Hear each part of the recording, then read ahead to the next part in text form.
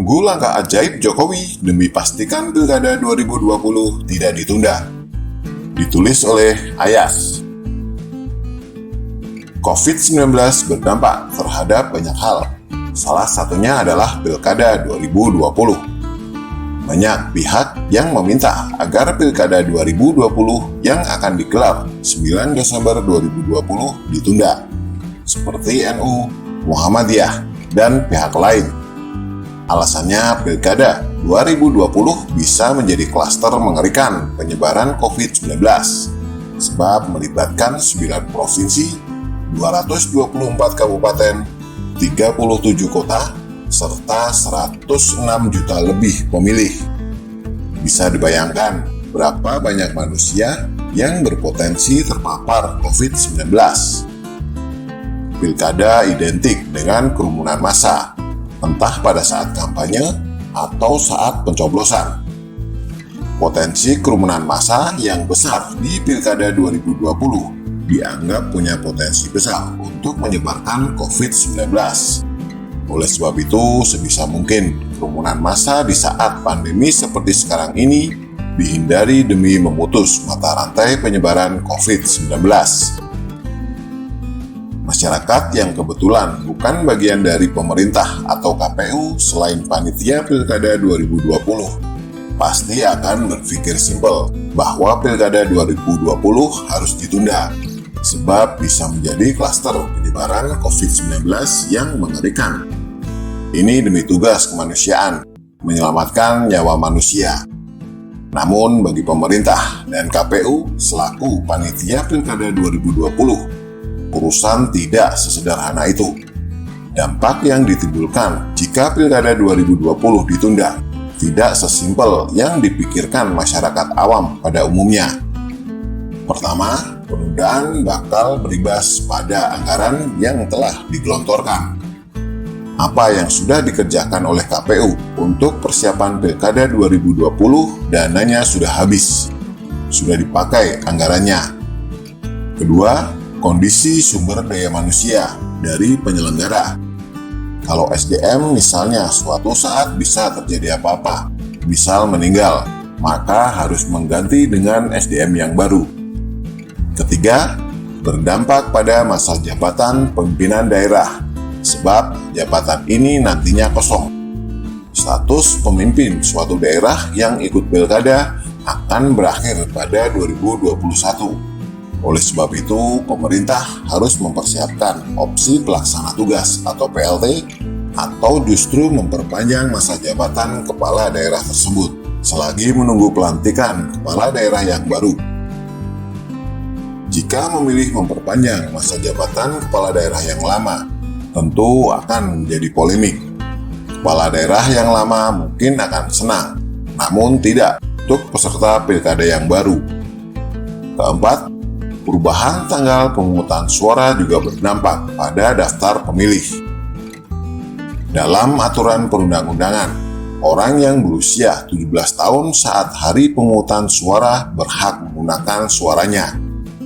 Ketika hari pemungutan suara ditunda dan dilanjutkan dalam beberapa bulan ke depan, otomatis banyak warga yang masuk dalam kriteria daftar pemilih karena penambahan usia selama masa penundaan tersebut. Hal ini tentu sangat merepotkan. Namun, atas alasan apapun, Pilkada 2020 memang tetap harus dilangsungkan demi menjaga hak konstitusi rakyat, hak dipilih, dan untuk dipilih. Selain itu, hal ini demi terpeliharanya sistem pergantian pimpinan di berbagai daerah. Saya termasuk orang yang setuju jika Pilkada 2020 tidak ditunda dan tetap dilangsungkan pada 9 Desember 2020. Jika ada yang tidak sepakat denganku, tidak masalah. Indonesia negara demokrasi. Tentu rakyat punya hak untuk mengemukakan pendapat. Alasan saya setuju jika Pilkada 2020 tidak ditunda adalah sebagai berikut. Yang pertama, sampai saat ini belum diketahui secara pasti pandemi COVID-19 kapan akan berakhir.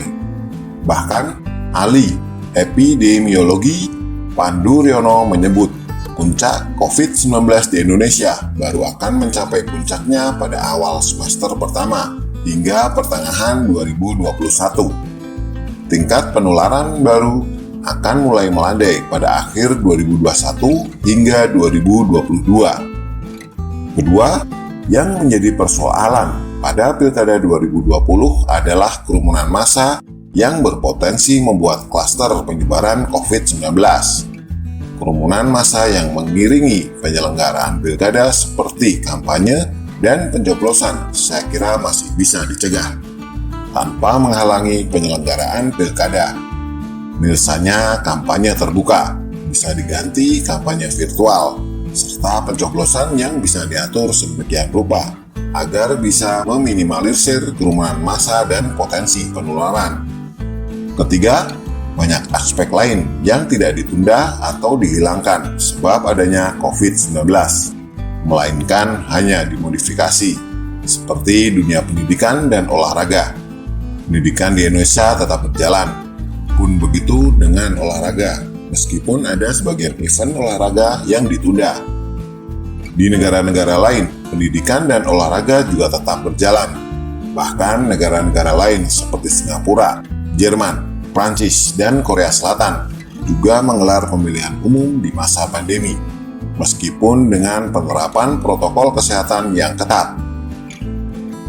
Keempat, Indonesia sudah melewati 6 bulan lebih pandemi COVID-19. Saya yakin pemerintah, tenaga medis, serta masyarakat sudah mulai berpengalaman dan bisa beradaptasi menghadapi pandemi. Kebiasaan-kebiasaan baru dalam rangka mencegah penyebaran COVID-19 sudah terbentuk. Saya kira bulan Desember mendatang masyarakat sudah lebih siap dan berpengalaman menghadapi COVID-19. Presiden Jokowi bersikeras tidak akan menunda Pilkada 2020. Keputusan ini bukan berarti beliau tidak peduli dengan keselamatan rakyat Indonesia. Bukan berarti hanya mementingkan kepentingan di luar nyawa manusia. Saya yakin keputusan berat ini diambil setelah melalui proses panjang dan rumit.